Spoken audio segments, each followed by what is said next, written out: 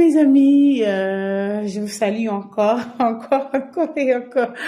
En tout cas, je suis heureuse. Là, je suis heureuse. Très même heureuse.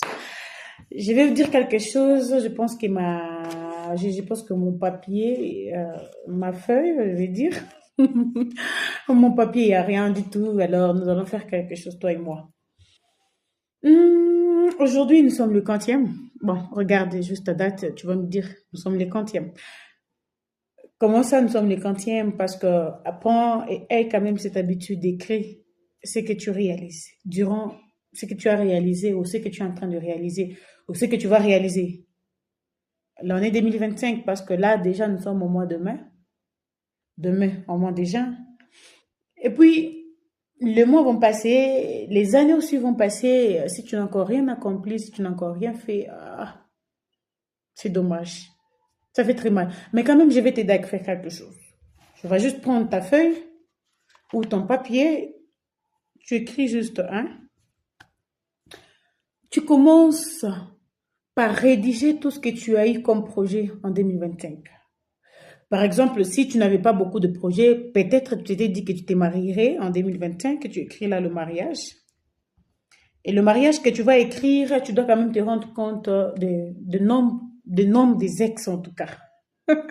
Si tu as eu 3, 4 ex en une année, là, c'est pas bon. Parce que lorsqu'on prend une décision, on doit quand même savoir comment le maintenir, comment le mettre en ordre. Donc, si on a un projet, notre projet, nous devons quand même le maintenir, nous devons quand même le respecter.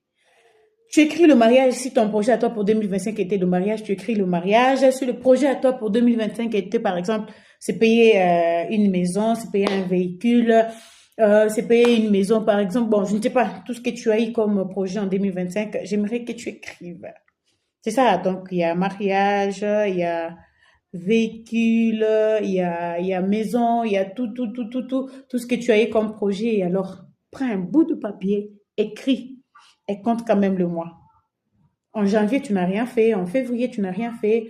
En mars, tu n'as rien fait. En avril, tu n'as rien fait. En mai, en juin, en juillet, en août, en septembre, en octobre, en novembre, même en décembre, papa. Ça ne te dérange pas. Ma sœur, prends quand même le temps de voir certains trucs. Arrange. Si tu sens que, par exemple, quelque chose ne marche pas, ou si tu sens que, par exemple, la chose ne va pas comme tu le voulais, alors prends du temps, prends du recul, stop. Mais quand même en écrivant tes projets. Mais quand même en les mettant sur une feuille, lorsque tu passerais là-bas, tu le verras toujours. Je t'aime beaucoup.